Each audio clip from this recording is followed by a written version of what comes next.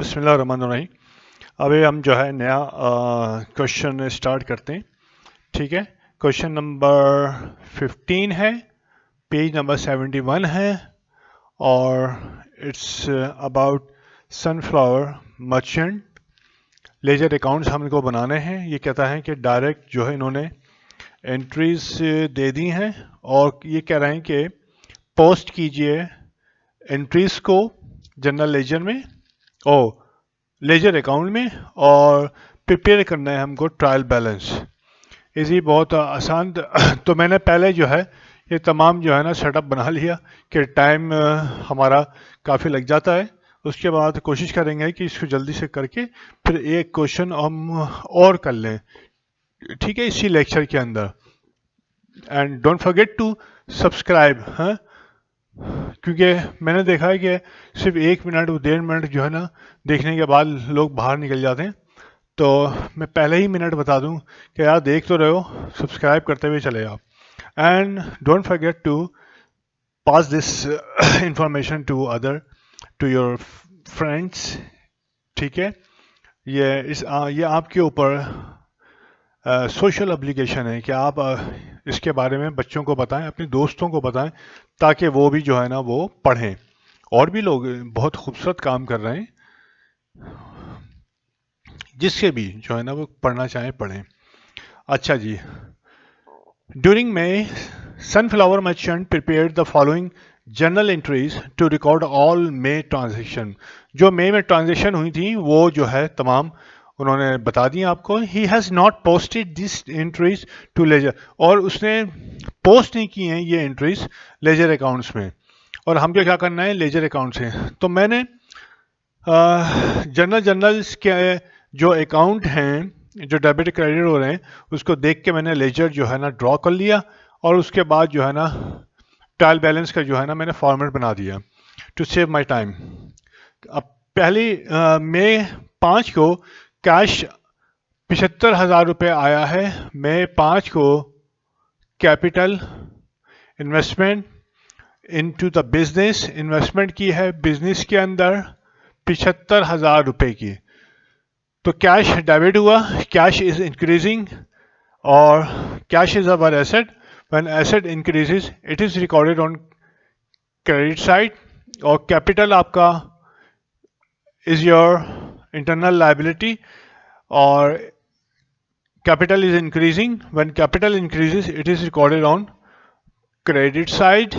ठीक है, अच्छा जी, तो कैपिटल क्रेडिट दे दिया कैश की वजह से, और कैश को डेबिट दे दिया कैपिटल की वजह से। एंट्री मुकम्मल। लैंड डेबिट हुआ 1,10,000 से। लैंड इसने किया क्या है, परचेज लैंड। अबे तो कैश तो है ही नहीं। अच्छा, नोट्स पेएबल है, ठीक है। लैंड हुआ है 4/5 को। अब इसमें मैं, ठीक है, कैश एंड नोट्स पेएबल दोनों लिखता हूं मैं, क्योंकि हमें ये नहीं मालूम कि ये जो कैश किसके अगेंस्ट है और नोट्स पेएबल किसके अगेंस्ट है। ये एक कंपाउंड एंट्री है, तो एक साथ ही हम लिख देते हैं 1,10,000। ठीक है, land 1,10,000। Land is our asset, asset is increasing, when asset increases it is recorded on debit side. Land को आपने डेबिट कर दिया। उसके साथ साथ बिल्डिंग है 4/5 को, ठीक है, ये भी कैश, और नोट्स पेएबल 2 लाख रुपए से। Building is our asset, asset is increasing, when asset increases it is recorded on debit side. Building को डेबिट कर दिया और लैंड को भी डेबिट कर दिया। अब क्या हुआ, कैश जो है क्रेडिट हो रहा है जनरल एंट्री में 50,000 रुपए से। तो कैश को आपने 4/5 में 50,000 से क्रेडिट दे दिया।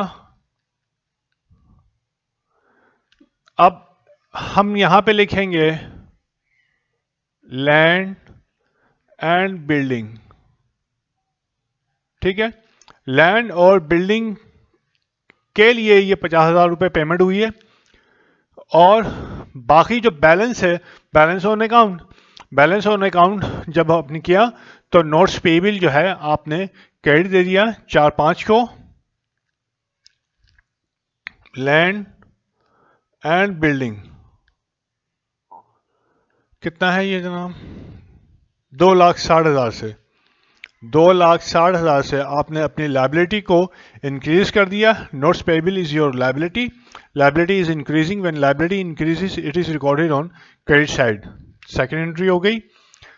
मैं 7 के अंदर इक्विपमेंट 12,500 का ख़रीदा है। मैं 7/5 को इक्विपमेंट ख़रीदा है cash, no sorry, account payable,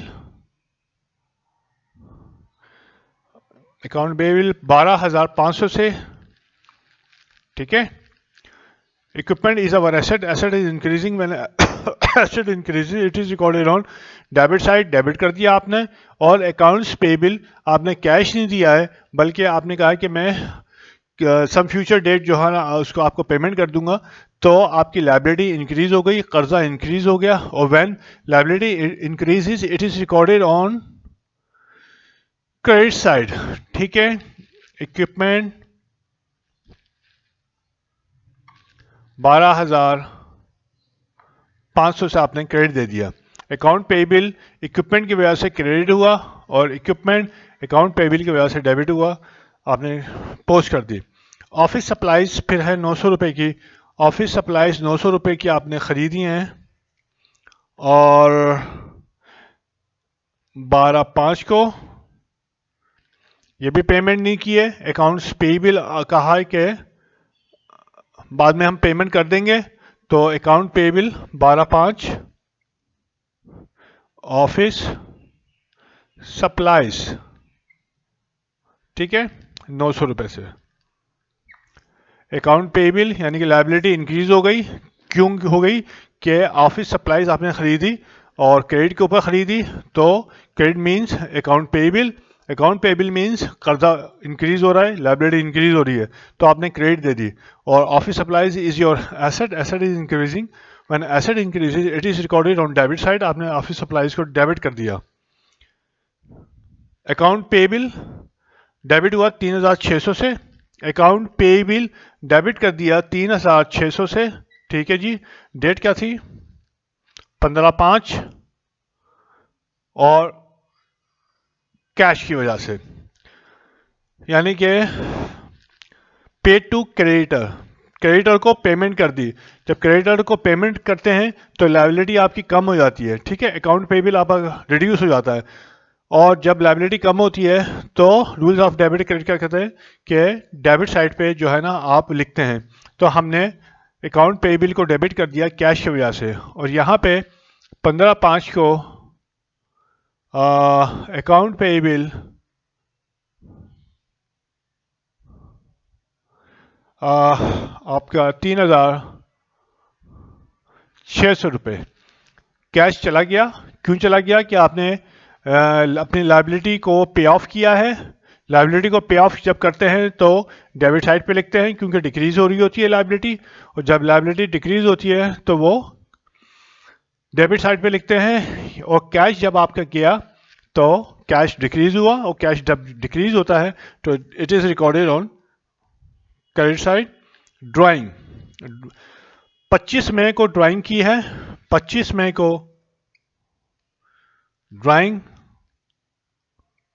cash की 3,000 रुपये से, ठीक है जी। 25 मई को 3,000 रुपये की ड्राइंग की, तो ड्राइंग को डेबिट कर दिया। और ड्राइंग हमेशा डेबिट ही होती है, बहुत पढ़ चुके हैं इसको। और किस वजह से हुई है? कैश की वजह से हुई है। और पिछली हमने एक आध एग्जाम्पल में देखी थी, मर्चेंडाइज उसने ड्रॉ किया था, तो उस वक्त ड्राइंग किसकी वजह से डेबिट हो रही थी? मर्चेंडाइज की वजह से। यहाँ नॉर्मली जो है कैश की वजह से होती है। तो यहाँ पे 25/5 को drawing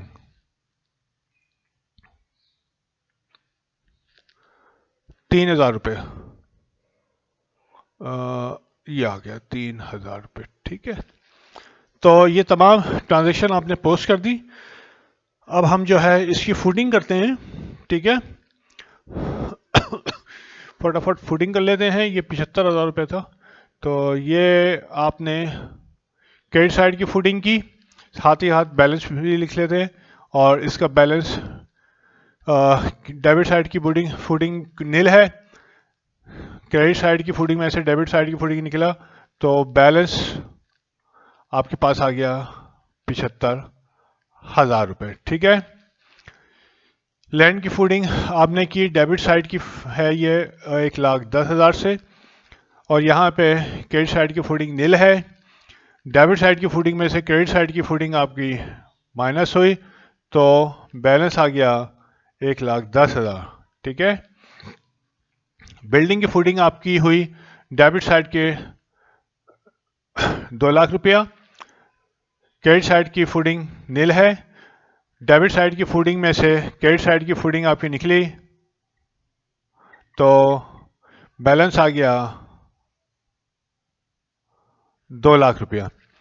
account payable credit side की फुटिंग थी 2,60,000 और डेबिट साइड की फुटिंग नील थी, क्रेडिट साइड की फुटिंग में से डेबिट साइड की फुटिंग आपकी निकली, तो बैलेंस आ गया 2,60,000 रुपये। ठीक है, उसके बाद ड्राइंग की डेबिट साइड की फुटिंग है 3,000 रुपये और क्रेडिट साइड की फुटिंग नील है, तो डेबिट बैलेंस आ गया 3,000 रुपये। ठीक है, ये वाले सवालात कराते कराते आदमी थक जाता, पजल हो जाता है एक चीज़ को जो है ना, लेकिन इसको अगर नहीं हम अच्छी तरीके से समझेंगे, अपने माइंड में नहीं बिठाएंगे, तो हम फर्दर प्रोसीड ही नहीं कर सकते। राइट, अच्छा जी, ऑफिस सप्लाईज डेबिट साइड की फुटिंग हमने 900 रुपये आ गई हमारे पास, और उसके बाद इस क्रेडिट साइड की फुटिंग नील थी और बैलेंस आपके पास आ गया डेबिट साइड की फुटिंग में से क्रेडिट साइड की फुटिंग माइनस की, तो आपके पास आ गया 900 रुपये बैलेंस। इक्विपमेंट डेबिट साइड की फुटिंग आपने की 12,500 आई, क्रेडिट साइड की फुटिंग नील थी, तो बैलेंस कैसे निकाला, डेबिट साइड की फुटिंग में से क्रेडिट साइड की फुटिंग माइनस कर दी, तो बैलेंस आ गया। ठीक है जी, और उसके बाद अकाउंट पेएबल की डेबिट साइड की फुटिंग 3,600 आ गई और क्रेडिट साइड की फुटिंग आ गई जनाब सिफर 2 हो गए, 9 और 5 24, 24 का 4 और 134, 13,500। फिर चेक कर लो, 9 और 5 14, 14 का 4 चला गया 13। ठीक है, अब उसके बाद जो है आपने क्रेडिट साइड की फुटिंग बढ़ी है 13,500 और डेबिट साइड की फुटिंग छोड़ी है 3,600। इसमें से आप बैलेंस क्रेडिट डेबिट साइड की फुटिंग माइनस करेंगे, और इसके लिए हमको कैलकुलेटर इस्तेमाल करना पड़ेगा, और हम कैलकुलेटर इस्तेमाल करते हैं। कैलकुलेटर मेरी असल में बैटरी ख़राब हो गई है, ख़त्म हो गई है असल में, तो 13,400 माइनस 3,600, तो ये आई 9,800। अच्छा जी, और उसके बाद जो है कैश की डेबिट की फुटिंग आपके पास 75,000 आई और क्रेडिट की फुटिंग 50,000 प्लस 3,600 है ना, 3,600 प्लस 3,000, 56,600 क्रेडिट साइड की फुटिंग आई। ठीक है, तो डेबिट साइड की फुटिंग बड़ी है, क्रेडिट साइड की फुटिंग छोटी है, तो डेबिट में से क्रेडिट निकला, आपने बैलेंस लिख दिया क्रेडिट साइड के ऊपर, 75,000 में से माइनस कर दिया 56,600, 18,400 आपके पास इसका बैलेंस आ गया। ओके, अब आपने क्या किया जनाब, कि जो भी ये आपने था ये तो आपने लिख लिए थे, ठीक है, ट्रायल बैलेंस के आपने बना लिया था। अब हमने जो भी यहाँ बैलेंस आए हैं लेजर में, वो हम ट्रायल बैलेंस के अंदर पुट करते चले आएंगे। लैंड का बैलेंस कितना है? 1,10,000, ये लिख दिया हमने। बिल्डिंग बिल्डिंग का बैलेंस है 2 लाख, ये लिख दिया। पहले हमने कहा है कि पहले जो है नॉन करंट एसेट्स हम लिखते हैं ट्रायल बैलेंस में, और उसके बाद करंट एसेट लिखते हैं, और फिर इस तरह सो ऑन। इक्विपमेंट है, ये इस पर टिक लगाएं, ये हो गया, ये हो गया। उसके बाद इक्विपमेंट 12,500, ये आपने लिख दिया 12,500, ठीक है, ये हमने टिक लगा दिया। टिक इक्वल से लगा रहा हूँ क्योंकि जब ज़्यादा लेजर अकाउंट होते हैं तो पता नहीं चलता कि कौन सा बैलेंस लिखा कौन सा नहीं लिखा, और फिर आप जो है ना तलाश करते फिरेंगे। तो टाइम आपको सेव करने के लिए सिर्फ टिक लगाना है, सही है, 1 सेकंड। तो ये जो 1 सेकंड होगा आपका टिकिंग के, वो आपका सेव करेगा कम से कम 1.5-2 मिनट। अच्छा जी, इक्विपमेंट हो गया। ऑफिस सप्लाइज 900 रुपये की आपने डेबिट कर दी है, 900 रुपये ऑफिस सप्लाइज के अंदर, ठीक है, और आपने ऑफिस सप्लाइज को टिक कर दिया। उसके बाद जो है कैश 18,400 है, आपने डेबिट में लिख दिया 18,400, और कैश अकाउंट आपने टिक कर दिया, ये भी आपने उतार लिया। एंड देन नोट्स पेएबल आपके पास है 2,60,000 रुपये, नोट्स पेएबल लाइबिलिटी है और ये क्रेडिट लिखी जाएगी 2,60,000 रुपये, ये आपने लिख ली 2,60,000 रुपये। उसके बाद अकाउंट पेएबल है, ये आपके पास नोट्स पेएबल हो गया। अकाउंट्स पेएबल है आपका 9,800 रुपये, बैलेंस यस 9,800 रुपये बैलेंस है, ये आपने यहाँ पे लिख लिया 9,800 रुपये, ठीक है जी, ये आपके पास आ गया और ये आपने टिक लगा दिया। देन ये टिक हो गई सारी। कैपिटल रहता है, हाँ कैपिटल नहीं लिखा था हमने, चलो ड्राइंग की ये लिखा आपने कैपिटल और नीचे लिखा आपने ड्राइंग्स, ठीक है। तो कैपिटल है आपके पास 75,000 रुपये, क्रेडिट में ये आपने 75,000 रुपये लिख लिया क्रेडिट के अंदर कैपिटल को, ये आपका हो गया। देन कौन सा रह गया? ड्राइंग आपके पास रह गई, ड्राइंग है 3,000 रुपये और डेबिट होती है, आपने डेबिट साइड पे लिख लिया ड्राइंग, ठीक है, ये हो गया। अब आप इसको प्लस करेंगे, टोटल करेंगे और देखेंगे कि आपने जो लेजर बैलेंस में पोस्टिंग की है, फुटिंग की है, बैलेंसिंग की है और ट्रायल बैलेंस में आपने उतारा है, तो क्या वो सही है या उसमें कोई एरर है। तो अब हम इसको प्लस करके देखते हैं, ठीक है। आप भी प्लस करो डेबिट साइड के ऊपर, राइट, 1,10,000 और plus 2,00,000 plus 12,500 plus 900 plus 18,400 plus 3,000, 3,44,000। मैंने आपको बताया कि ये जो है ना अलग लिखा करें, ठीक है, ताकि अगर कोई रब करना हो तो आप गंदगी ना हो। खैर मैंने तो अभी एक साथ लिख दिया 2,60,000, 9,800 ये क्रेडिट साइड का कर रहा हूँ मैं, और 75,000, 3,44,800, ठीक है, 3,44,800 ये डेबिट था और ये क्रेडिट था। आपने ये लिख दिया 3,44,800, ठीक है, दोनों डेबिट और क्रेडिट हो गए आपके बराबर। चलिए ये मैं इसको मिटाता नहीं हूँ ताकि आप जब भी देखें तो आपके जहन में रखे कि अलग आपने ये लिखना है। सही है, तो ये आपके पास आपने ये कर लिया सवाल मुकम्मल, और आपका ट्रायल बैलेंस टैली हो गया। ट्रायल बैलेंस टैली होने के बाद जो है आपने वो फिर फर्दर होगा जाहिर, बैलेंस शीट और ये फलां चीज़ें जो है ना वो बनेंगी। ये सवाल नंबर 15 आपका मुकम्मल हो गया अल्हम्दुलिल्लाह। और उसके बाद मैं जो है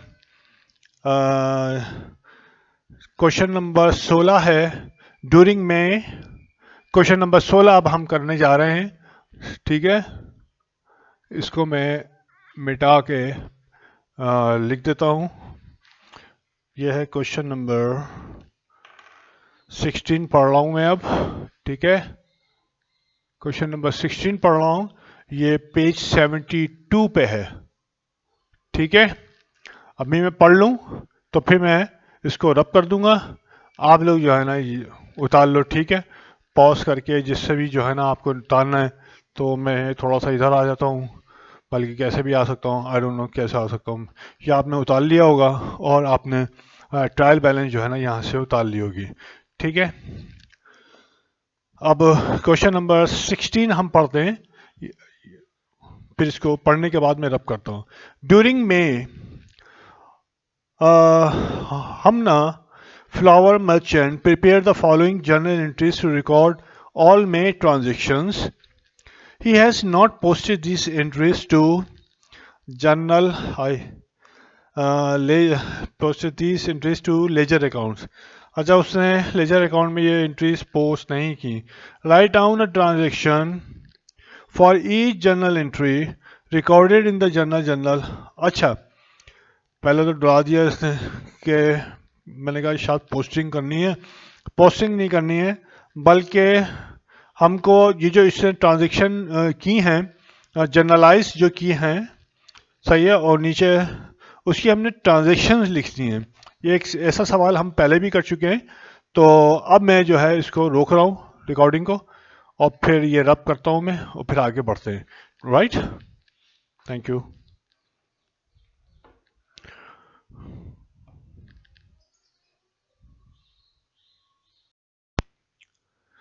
जी, अब हम रिज्यूम करते हैं क्वेश्चन नंबर 16। क्वेश्चन नंबर 16, ओहो एक दो रह गई, चलो ठीक है। ये क्वेश्चन नंबर 15 है। ठीक है, ये क्वेश्चन नंबर 16 है, और पेज नंबर 72। हमने फ्लावर मर्चेंट का है, ट्रांजेक्शन्स हैं मई की ट्रांजेक्शन जो है इन्होंने जनरल यहाँ पे दिया है, और पहली ट्रांजेक्शन, और ये कह रहा है कि आप ट्रांजेक्शन लिखनी है, यानी कि जनरल एंट्रीज दे दी हैं सवाल में और उसको ट्रांजेक्शन लिखना है।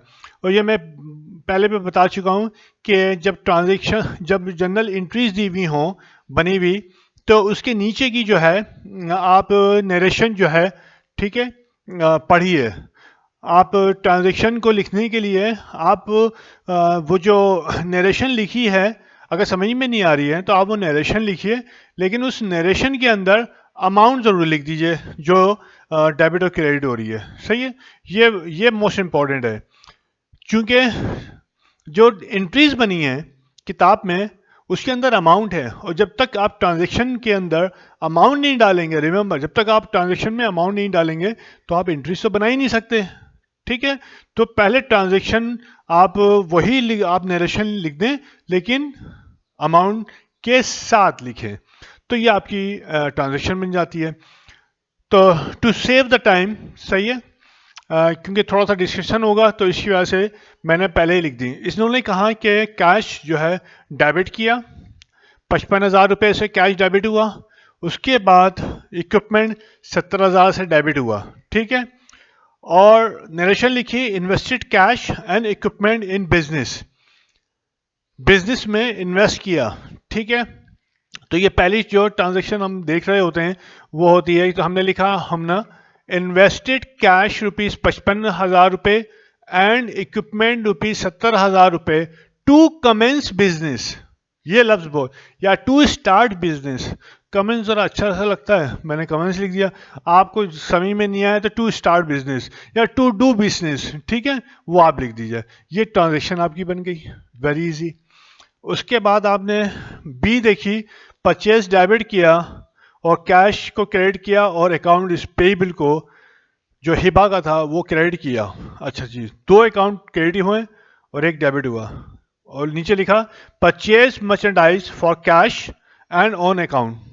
तो नीचे आपने लिख दिया, बी में लिखा आपने परचेज गुड्स या मर्चेंडाइज, गुड्स की जगह आप मर्चेंडाइज लिख सकते हैं, परचेज गुड्स और merchandise from Hiba ₹42,500, paid cash 26,500 and balance on credit.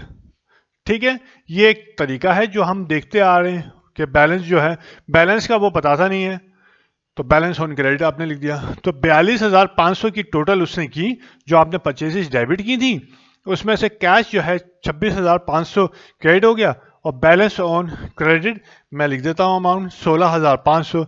ये भी सही है आपकी रुपीस और 16,500।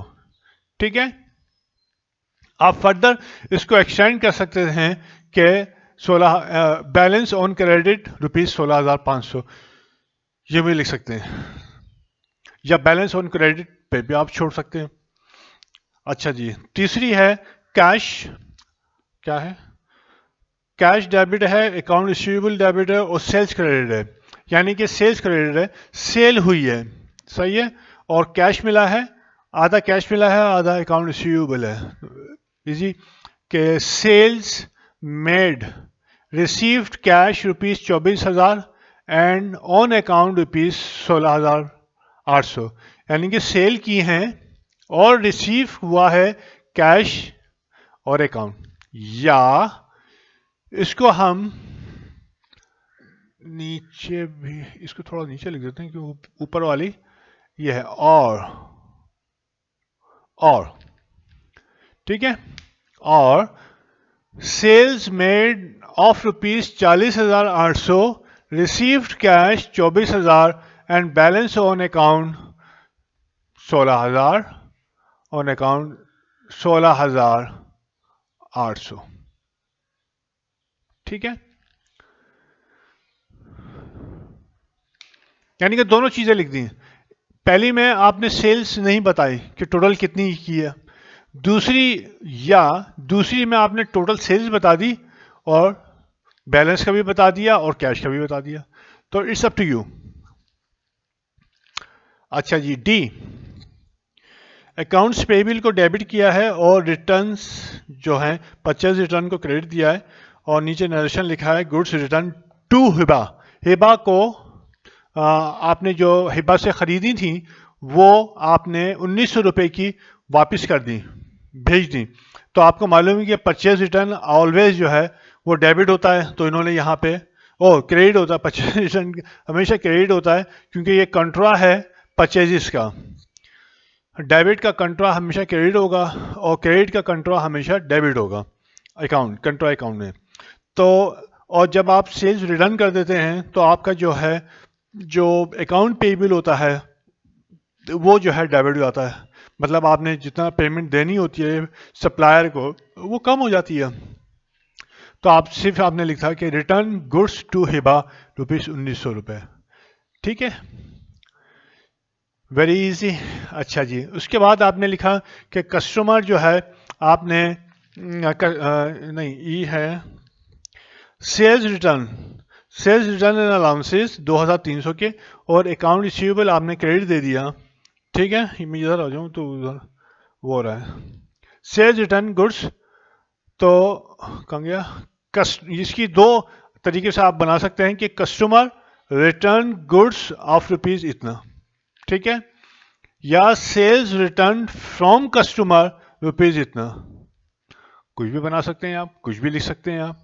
ठीक है, लेकिन रुपीज आपको जरूर मेंशन करनी है। ट्रांजैक्शन के अंदर अमाउंट डालना बहुत जरूरी है, ठीक है, क्योंकि उसी अमाउंट को तो आपने पोस्ट किया है ना। अगर आप ट्रांजैक्शन लिखेंगे और उसके अंदर अमाउंट नहीं डालेंगे तो इसका मतलब है कि इट्स रॉन्ग, कि वो एंट्री कहां से करेगा, अमाउंट कहां से लिखी उसने। अच्छा जी, एफ है बैंक को डेबिट किया और कैश को क्रेडिट दिया, और नीचे नरेशन है कैश डिपॉजिटेड इनटू बैंक। तो it's very easy. Cash deposited into bank ₹16,200। सिर्फ आपने अमाउंट जो है इस नरेशन के आगे लिख देनी है, ट्रांजैक्शन मुकम्मल हो गई आपकी। उसके बाद जी है, रेंट एक्सपेंस डेबिट हुआ है, कमीशन डेबिट हुआ है और कैश क्रेडिट हुआ है। कि इसका मतलब है कि आपने रेंट पे किया है, कमीशन पे किया है, क्योंकि एक्सपेंस है, एक्सपेंस डेबिट हो रहा है। When expense debit it debit, expense को डेबिट करने का मतलब यह है कि आपने कैश दे रहे हैं या अकाउंट्स पेएबल है, ठीक है, बाद में देंगे, लेकिन एक्सपेंस हो गया है, इसी वजह से वो डेबिट हो रहा है, एक्सपेंस इंक्रीज हो रहा है। अब जब ये आपने कर लिया तो आपने नीचे देखा तो वो कैश है, कैश पेमेंट हो रही है, और नरेशन में paid rent and commission expense. आपने कुछ नहीं करना, पेड रेंट इतना कर दिया और कमीशन इतना, आपकी ट्रांजैक्शन मुकम्मल हो गई। अब जो है ये एच और एफ में जो है मैं भूल गया था, देखा नहीं था, ये में हम कर लेते हैं। ड्राइंग डेबिट हो रहा है 9,600 से, बैंक क्रेडिट हो रहा है 9,600 से, और उसने लिखी withdrew from bank for personal use. ठीक है, कुछ नहीं करना आपने, आपने विथड्रू फ्रॉम बैंक रुपीज कितना 9,600 फॉर पर्सनल यूज, जाती इस्तेमाल के लिए, ये आपकी हो गई जी जी एच आई। तो वो आपकी, ये आपकी अपनी इंग्लिश है, आपने इंग्लिश में समझाना है कि ये क्या हो रहा है। आधा तो वो जो नरेशन लिखी होती है वही होती है, वो कहीं पे भी आपने अमाउंट लगा दें, सही है। तो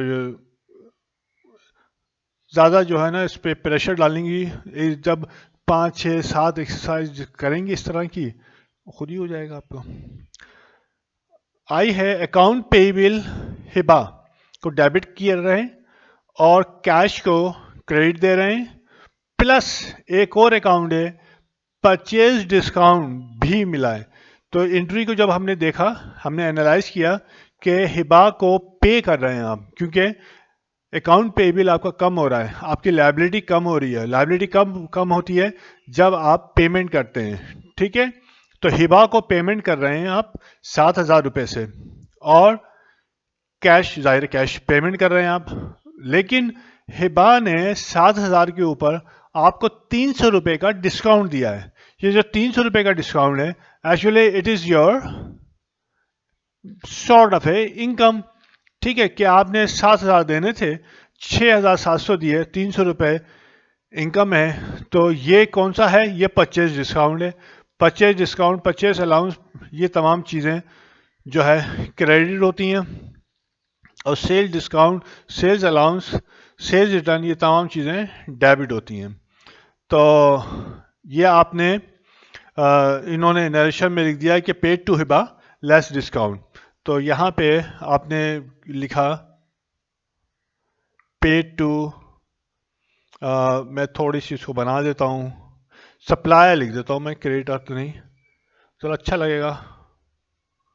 पेड टू सप्लायर ब्रैकेट में हिबा, ठीक है, रुपीज कितना 6,700, ठीक है, एंड रिसीव्ड, क्या रिसीव मिला, डिस्काउंट, ओह डिस्काउंट मिला, एंड रिसीव डिस्काउंट रुपीज 300, ठीक है। अब मैंने ये नहीं बताया कि हिबा को कितने हुआ है, तो हिबा को पेमेंट हो रही है 6,700 रुपये की, ठीक है, ये कैश पे हो रही है, और डिस्काउंट कितना मिल रहा है 300 रुपये, तो 7,000 रुपये की, सही है। ये एक तरीका होता है, ठीक है। तो होप ये आपको समझ में आ गया होगा। मैं इधर आऊँ ताकि आप you can see quite easily. इसको जो है ना आपने देख लेना है। इसको आप दूसरे तरीके से भी लिख सकते हैं कि पेड टू सप्लायर हिबा, यही तो है, यही तो मैंने लिखा, ठीक है, सही है।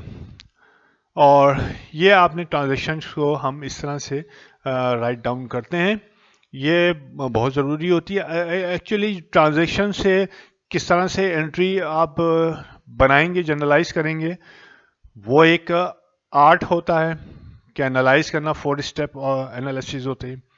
और दूसरा आपको जो है लेजर दिया हुआ है, लेजर से ट्रांजेक्शन बनानी है, वो भी हम देख चुके हैं। और दूसरा जर्नल्स में एंट्रीज दी हुई हैं, उससे ट्रांजेक्शन बनानी है, वो भी है। तो ये वाइस वर्सा प्रोसेस होता है और इसको जो है ना बहुत ज़रूरी होता है बच्चों के लिए समझना। तो इसको जो है ना प्रैक्टिस कीजिएगा। इसी वजह से मैंने ये सवाल जो है ना इस एक ही उसमें कराया, ताकि ये मेरा जो है सिलसिला जो है ना, या ये कर करके जो है ना थक गए, जो है ना क्या होता है लेजर और पोस्टिंग और कॉस्टिंग। अब इसके बाद जो है हम अगला जो है बाद में शुरू करेंगे। क्वेश्चन नंबर 17 है, ये क्या कह रहा है? द फर्स्ट 10 ट्रांजेक्शन ऑफ वलीका कंपनी। अच्छा जी, ये क्या कहता है? अच्छा, ये देखिए, ये बिल्कुल एक अलग जो है ना सिनेरियो के अंदर है कि इन्होंने लेजर दे दिया, जो अभी मैं बात कर रहा था। यहाँ पे क्वेश्चन नंबर 7 में जनरल वो सॉरी लेजर दिया है और लेजर के अंदर ट्रांजेक्शन पोस्ट है, और फिर इनको देखते हुए हमने जर्नल एंट्री बनानी है विद एक्सप्लेनेशन। और फिर कंप्यूट करना हमने बैलेंस को। ठीक है, ये सवाल थोड़ा सा लंबा होगा, तो ये फिर हम बाद में करेंगे। और क्वेश्चन नंबर 17 और 18 बिल्कुल एक जैसे हैं, राइट। तो अल्हम्दुलिल्लाह काफ़ी हद तक हमने इसको किया है, और मुझे उम्मीद है कि आप लोगों की समझ में आ रहा होगा। तो इस लेक्चर को हम यहाँ पे क्लोज करते हैं अल्हम्दुलिल्लाह। और don't forget to subscribe please, सही है।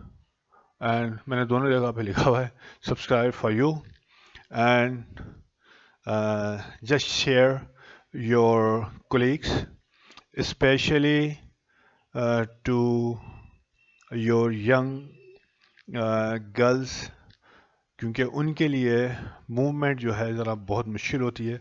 कराची शहर बहुत बड़ा है, लड़कों के लिए तो चलो थोड़ी सी आसानी होती है, लेकिन लड़कियों को ज़रूर शेयर करो ताकि वो घर बैठ के सुकून से जो है अकाउंटिंग को सीख सके। क्योंकि अकाउंटिंग जब आप कर रहे हैं तो अकाउंटिंग जो है वो लाइक जैसे साइंस के अंदर 3 सब्जेक्ट होते हैं, मैथमेटिक्स, फिजिक्स एंड केमिस्ट्री, सही है ना। तो ये 3 मेन सब्जेक्ट होते हैं जिसको आपको समझना बहुत ज़रूरी होता है। इसी तरीके से कॉमर्स के अंदर एक सब्जेक्ट होता है बहुत अहम, जो कि अकाउंटिंग होता है, वो बहुत अहम होता है। और उसकी जो है ना अच्छी जो है प्रैक्टिस आपको आनी चाहिए, क्योंकि फर्दर मैं अभी तो जो है ना मेरा एम्फेसिस जो है फर्स्ट ईयर के ऊपर है, जाहिर फिर सेकेंड ईयर होगा, देन सो ऑन। लेकिन आप लोग जो है फर्स्ट ईयर के बाद, सेकेंड ईयर के बाद जो है ना कोई SCCA में जाएगा, कोई आपका CA में चला जाएगा, कोई ICA में जाएगा, ठीक है। तो वहाँ जाने के लिए आपको आपकी जो बेसिक है वो अकाउंटिंग बहुत मजबूत होनी चाहिए, ठीक है। ये मुझे ज़्यादा ज़ाती मुशाहिदा है जो मैं देख रहा हूँ, तो वो बहुत ज़्यादा पुख्ता होनी चाहिए, लेजरिंग और ये तमाम चीज़ें, ठीक है। तो आपको बहुत आसानी होगी आगे का। नहीं यानी कि ट्रायल बैलेंस और उसके बाद किस तरह से फाइनल अकाउंट बनाया जाता है, इसके बाद इसके बाद ये जब कर लेंगे तो फिर हम आगे देखेंगे कि क्या करना है। ठीक है, बहुत बहुत शुक्रिया तुम लोगों के टाइम का, और बहुत बहुत शुक्रिया। अस्सलाम वालेकुम, अल्लाह हाफिज़।